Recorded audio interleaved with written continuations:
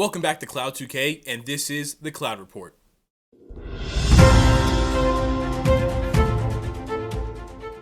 So today I'm talking about the Orlando Magic, a team that is now the 7th seed after a 5-game losing streak. They are 2-8 in their last 10 games after being floating around the 4 seed, the 5 seed during a good portion of the season. They've been hit by the injury bug so bad. When Paolo went out after the first couple games of the season, Franz took over and they looked like they were going to be a competent team. Once Paolo got back, this team can make a serious playoff push. Then Franz Wagner goes down with injury not soon before the return of Paolo Banchero. Paolo comes back, has a few good games. Things look like they're starting to go in the right direction. They start losing again. And then the other night, Franz Wagner is finally back. You have Paolo, you have Franz Wagner, and all of a sudden, you guys lose to a Trailblazers team. What is going on in Orlando? Objectively, it's just been really bad recently. Like the Jalen Suggs injury, obviously Mo Wagner's now out for this season. Gobadotski's been having his injuries. And it's like this team has been dealing with so many injuries to the fact where some nights they only have 8 or 9 playable players. So that makes a huge impact on your team. But some of these games you simply cannot lose. And against the Trailblazers team, you simply cannot lose. I think they're 2-7 or 2-8 since Jalen Suggs was injured. They just don't look like a good offense. They haven't had a top 10 to 15 offense in all but 15 years. 15 years of not having a top 10 to 15 offense in the NBA it just shows defense wins championships. We all know this. It's been the saying for I don't even know how long. It's just been the saying for the longest time. But if you can't put points up on the board, you're still not going to win games, especially the years and years we keep going through this NBA. It's getting more three-point centric. It's getting more scoring centric. And no matter how good of a defense you have, good offense is usually nowadays beating good defense. So the fact that they can't even hold in a competent league average offense, this team needs a lot of help. Now, where does it come from? I don't know. It's there's still things like potentially Zach LaVine. I don't know if they're going to do a Zach LaVine trade. It could be somebody like Anthony Simons as well. There's a couple guys out there that potentially could help this team. I don't think Jimmy Butler ends up in Orlando, nor do I think that really helps what they need. They need shooting. They are one of the worst shooting, I think maybe even the worst three-point shooting team in the NBA. 3-point percentage, they shoot 30.3% from 3 as a team this season. 30.3, the worst in the NBA, behind the 33% Washington Wizards and the 33.7% Portland Trailblazers, who just beat them the other night. You are almost 3% behind the next worst team. Is objectively bad, especially when the team that is technically in second to last place has 6 wins in the season, 43 games into the season. What else I have to say? Bad teams are at this bottom. Now, the only good team at the bottom is in 27th is the Houston Rockets at 34%. But that's a team that we already know, it's been well documented that they have their shooting struggles, but they're still shooting almost 4% better. You are 6%, almost 6% worse than league average when it comes to three-point shooting. Let's look at their offensive rating. Again, like I said, this team has not had a top 10 to 15 offense in about 15 years. This season, this Orlando Magic team is 29th. 29th in offense. Now, defensively is when they hold their hats, and for the entire season, they are 4th. Defense rating wise, you know what I mean? 4th defense, 30th on offense. But if you want to look at these last 10 games where they are 2-8, it tells a bit of a different story. Offensive rating, they are dead last. They are dead last at 100.3, almost a full 2 points behind the Brooklyn Nets in offensive rating. Defensive rating, they are now also falling down at least to the 17th. So they're about middle of the pack defensively, the worst offensive team in the league, and you simply cannot win games like that, especially now when your net rating is negative 13.1. Negative 13.1, which puts them as the 3rd worst in the entire NBA, only better than the Brooklyn Nets, who are negative 15.4, and the Washington Wizards, who are at negative 19.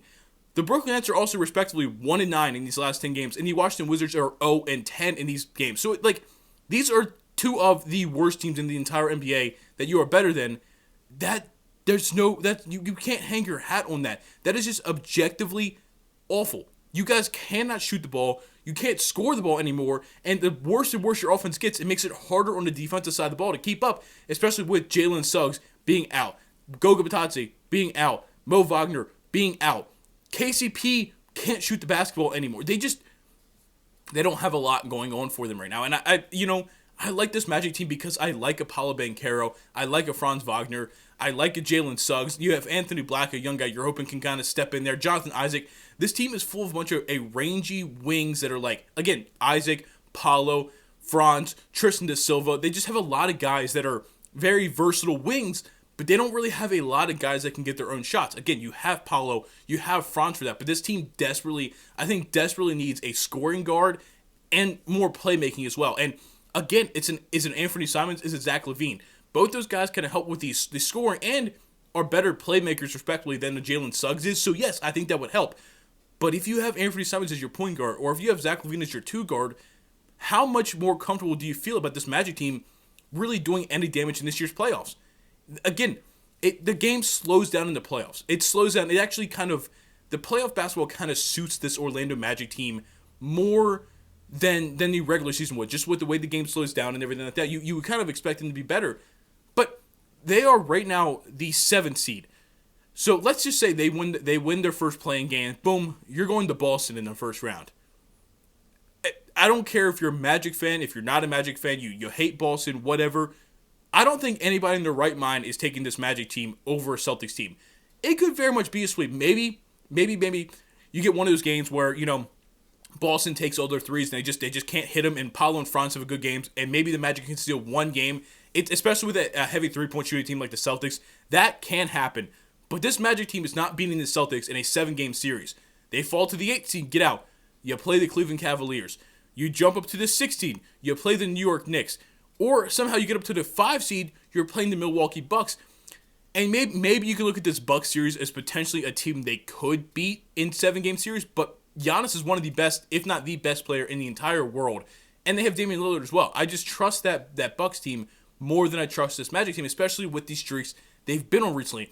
Paolo, the first couple games of the season, was looking phenomenal, absolutely phenomenal. Then he has an oblique injury, is out, comes back January 10th, has 34 points, 7 rebounds on 5 made threes. You're like, oh, Paolo is back. This Magic team is ready to turn things around and get back into being a 4-5 seed in this Eastern Conference.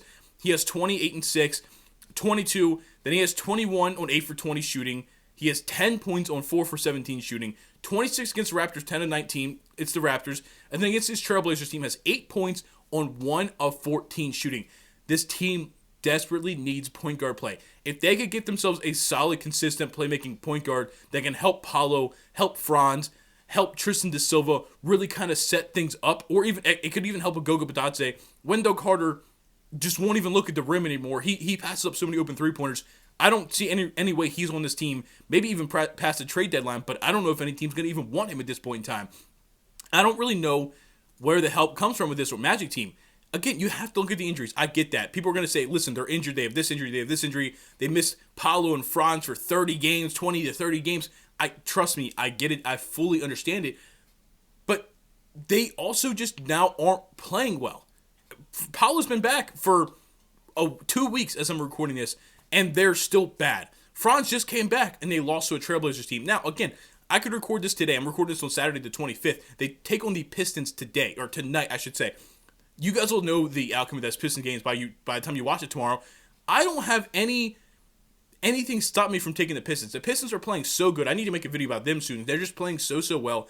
I think this Pistons team is damn near. I mean, they're objectively playing better than this Magic team. They've actually jumped them in the standings. The Pistons are now the 6th seed, 23 and 21. This Pistons team is phenomenal, but I don't want to get off on that too much because it's not who I'm talking about today. Listen, Franz, he was phenomenal. Phenomenal as soon as Paolo went out with his injuries. He was looking like an all-star, and objectively, I think if Franz doesn't get hurt, I think he's an all-star this season. And same with Paolo. Paolo was on his way to an all-NBA season. Again, it was only the first couple games of the season, so you don't want to take it and run with it too far. But he was objectively looking like an all-NBA player the first week of the season. Franz looked like an all-star the first month of the season before they both got hurt. This team needs scoring. They've needed scoring since Dwight Howard has left, and they just consistently cannot find it. Again, is it Zach LaVine? Zach LaVine is a guy that could bring you scoring. Anthony Simons is a guy that could bring you scoring. Jimmy Butler, I don't think there's any reason they're in this Jimmy Butler sweepstakes. I don't think it helps his team at all. Brandon Ingram, I don't even think it's realistic for them to get Brandon Ingram either. So, you guys have to let me know down below, what do you think the Magic need to kind of be serious in this Eastern Conference? And I don't know if there's a trade out there that makes them favorites in the East. I really don't think they're better than Boston, Cleveland, the Knicks, or even Milwaukee at their full strength. But they got to find something. Is it maybe Anthony Black taking a big step forward and taking that full-time point guard position? Is it maybe even KCP figuring out how to shoot a basketball game? Because I'll pull it up here. KCP this season is shooting, he's averaging about 4.8 threes a game, shooting 31%. 31% from three, which is the lowest it's been since 2015-2016, his third season in the league in Detroit. He just can't shoot the basketball anymore. I don't know what's going on with this team, but it seems like anytime anybody goes to the Magic, they just cannot shoot the ball anymore. I'm a big fan of Jamal Mosley. I think prior to this skid, I think he was one of the favorites for Coach of the Year. And, again, he's still doing what he can with all the injuries they're dealing with. And if he could help turn this team around and they pull in as a 4 seed, a 5 seed in the playoffs, I think he still has a very, really, really good chance of Coach of the Year. I don't think Jamal Mosley should go anywhere. Whatever shooting coaches they got to fire him. They got to find something new, man, because it's really, really bad down there in Orlando. Today, our questions come from Levi, Tennessee. Should the Lakers make a splash trade to try to win this year? And my answer is no. Now, the report came out the other day that LeBron James and Anthony Davis are both upset and frustrated with the Lakers front office for the lack of, trying to make moves.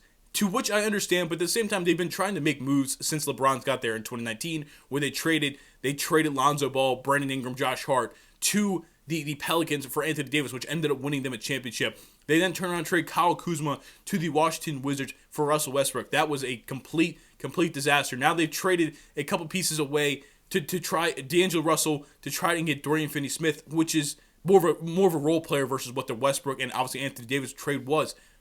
But the thing about the Lakers is they keep going for these swing, big, superstar trades usually in the past, and it just doesn't really work out. And, going into this season, it's like, they kept a similar core of guys with D'Lo, with Austin Reeves, with Rui Hachimura. You were hoping Jared Vanderbilt came back. You draft Dalton Knecht, and it's like, if we work on consistency, maybe this team, like the 2020 team, has your 2-star players in LeBron and Anthony Davis, and then a bunch of good role players. They can win a championship. It's not happening. Dalton Knecht looked really good for a stretch and then has kind of really struggled to shoot the ball. He's a rookie. It happens. D'Angelo Russell was a train wreck. They got him up out of there. Rui Hachimura can look like a good bench piece some weeks on the offensive side of the ball, and then he'll come back the next game and just not be able to score.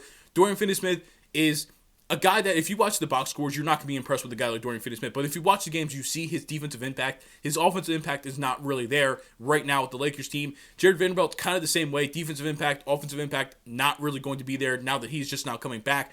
They desperately need a backup big man. I think they desperately need a true point guard. But nothing out there is making them contenders. Is it Walker Kessler, Colin Sexton from the Utah Jazz? Not making him a contender. Especially because Danny Ainge wants the 2029 and potentially 2031 first-round pick for Walker Kessler. He's not worth it. Jimmy Butler does not make this team a championship contender. Brandon Ingram does not make this team a championship contender. Anthony Simons does not make this team a championship contender. Nobody, or even Zach LaVine, does not make this team a championship contender. None of these guys that are available right now make this Lakers team a championship contender. So me, as a Lakers fan, I'm under the mindset of save your 2029 and 2031 first-round picks. Those are valuable, some of the most valuable picks in the league, I fully believe, because that's post-LeBron. That's probably post-Anthony Davis, or at least an old Anthony Davis at that point in time. The Lakers might and probably will be bad by the late 2020s and early 2031. So you want to keep those pieces. We don't want to trade our future for a 40-year-old LeBron. This completely contradicts what I said about the Golden State Warriors and Steph Curry, but Steph Curry's 35, 36 and still has a couple more years where it's like this guy could still be one of the best players at his position. LeBron's 40, man. He's got maybe 1-2 max seasons left in the NBA. That's too far down the line to trade for a guy that you have a 1-year window with. Maybe I'm wrong with that. Maybe Lakers fans disagree with that, but that's my take at it. The next question comes from Trillium Buckets, or Trillium. I don't want to mispronounce that. Who are some of the future teams you believe to be the next dynasty? And my short answer is I don't think there's going to be one. I think the NBA is in such parity right now that we're not going to see a Warriors team, a Heatles team, a Spurs team, a Lakers, a Jordan Bulls team. Like, it seems like every decade throughout the NBA history, there's been a dynasty, and I think the 2020s is going to be one of those decades where I don't know if we're really going to have one. You know what I mean? You get the Lakers win it in 2020. They haven't been back since.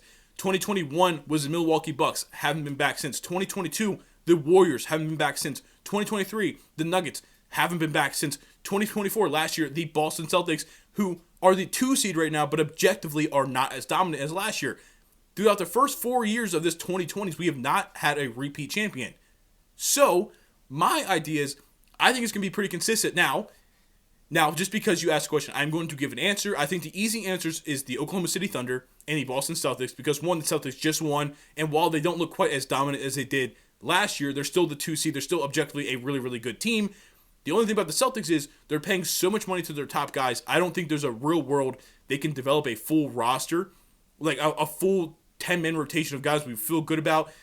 Listen, you're going to have to try to hit on these later draft picks. You're going to have to make trades for some young guys to end up blossoming, which they can do. Peyton Pritchard's really just broken out. They can do that, but it's going to be a tough cap situation to try for the Boston Celtics to continue competing with Jason Tatum, with Jaylen Brown, because I think Porzingis could be gone in a couple years.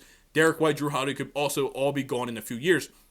Again, on the other side is the Oklahoma City Thunder, who haven't won a championship yet, but they probably have the MVP in the league with Shai Gilgeous-Alexander. They had J-Dub. They have Chet, who, obviously get healthy. He's had his injury issues. They have Casey Wallace. They have Lou Dort. They have Alex Caruso. They have Aaron Wiggins, who saved basketball. They have Isaiah Joe. I can just go down the line of good quality NBA players on this Oklahoma City Thunder team, who, again, are going to have to make those decisions on who they're paying. Plus, we can't forget their 150 first-round picks over the next 3 seasons, it feels like, where at some point in time, they're going to have to, in my opinion, do consolidation trades and move a couple of these first-round picks for maybe another player or further, first-round picks further down the line, something like that, because you can't, I say this even though they keep doing it anyway, you can't keep bringing in rookies to try to find playtime when you have your established 8 to 9 guys. Nikola Topic, they drafted this year, that isn't playing at all because I think it was an ACL or an Achilles, one of the two. And I was actually a fan of it because we don't have to integrate him into the team right now because we have our rotation. Isaiah Hartenstein, also Jalen Williams been playing with the injury to his Chet Holmgren. I couldn't forget about those guys. I think the Thunder are a team that legitimately could. The Houston Rockets are a young team. They have a lot of young pieces they're trying to figure out with. They need shooting. They desperately need shooting because, like I said earlier, they're like the 3rd worst shooting 3-point team recently. It's just hard to win in the NBA today without being able to shoot the 3-ball consistently. So I think, with the development of Amen Thompson, Alperen Sengun, you're hoping Jabari could pan out. If not, you might have to move him in a trade for somebody else. Cam Whitmore, your guy, you can develop and get him in the rotation. Hopefully he's not part of a trade for Jimmy Butler. I would really not like that for them. They just have a lot of pieces with their vets like Dylan Brooke and Fred VanVleet that I think they could. I think they're on the lower tier right now of a dynasty. I could definitely see them winning a chip, but I don't know if they have the team for a dynasty. But another team I'm looking at, and I don't want to forget the Cavs. I just don't think the Cavs have it in them. I just don't. I've always been a little bit skeptical. The Cavs are a really, really good team. One of the best in the NBA. I don't want to take that away from them. But there's something about this Cavs team where sometimes in these big games they just haven't shown up against the Oklahoma City Thunder. Now they did win the first game. I get that. But the last 2, Donovan Mitchell's looked really bad and they lost the game. It's just I think this Cavs team could get one. I definitely think they could get one. But do I see them winning multiple in this 2020s? I really, really don't. And this isn't really a sleeper team because you'll see. It's the San Antonio Spurs, and obviously a big part of that is they have Victor Wembanyama, you have Devin Vassell, you're hoping can really blossom. You have a Stephon Castle, again a guy you can hope really blossom. Jeremy Sohan has definitely taken a step this season. You have your young pieces with this alien of a second-year player that is already objectively a top whatever player in the NBA today, who's only, by projections, going to get better. Chris Paul could be back in one more season. I think that would actually be really, really good for them. Harrison Barnes has been a solid vet. They have pieces, along with another potential top 5 draft pick, because they've fallen down to the 12 seed as of right now, so they could be in the lottery. I think this Spurs organization could help develop Victor Wembanyama into the sense where I wouldn't be surprised if he ends up with 4 to 5 rings himself. You know what I mean? I think, obviously, Oklahoma City is going to be a tough one. Boston's going to be a tough one to beat. The Rockets probably going to be a tough one to beat. I think this Spurs team could come out and just do what the Spurs do, man. Throughout an entire decade, they could have 4 to 5 championships in a 12-year span, and I think that would qualify as a dynasty in my book. But let me know what you think. I want to thank you guys again for watching this episode. Last week was insane. I had kind of a blow up. I got like 100 subscribers in a week. A couple of my videos did really, really well. So I just want to appreciate and show my love for each and every one of you that subscribed. I love making content. I mean, that's what it is. Whether it's 2K, whether it's me just talking, and I've really, really honed into basketball this year. So it's been a lot of fun to do more stuff, like article reactions to, which I might do one this week. I just appreciate every single one of you that likes, that comments, that subscribes, whether it's on Twitter, whether it's on YouTube, whether it's on TikTok. I post over on TikTok as well under Cloud2K. I appreciate each and every one of you, and I'll see you guys later. Peace.